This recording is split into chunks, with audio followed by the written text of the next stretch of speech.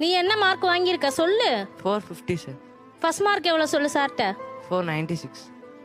அப்போ ஏன் படிக்கல எதனாலன்னு கேளுங்க சார்.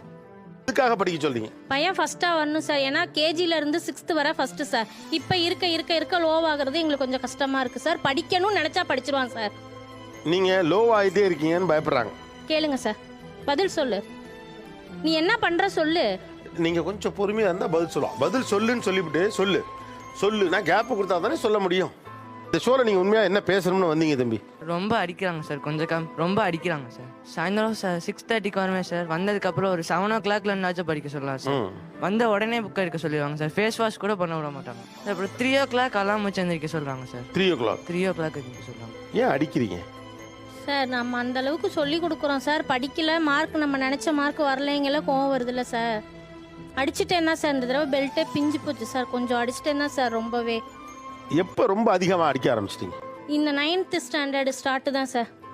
இந்த ஒரு 9th standard துவக்கத்துலேருந்து கொஞ்சம் கூடுதலாக அடிக்க ஆரம்பிச்சிங்க இல்லையா? கொஞ்சம் அமைதியாக யோசிச்சு பாருங்க. அவன் எப்பயிலேருந்து குறைய ஆரம்பிச்சிட்டான்? இப்போதான் சார். எப்பயிலேருந்து?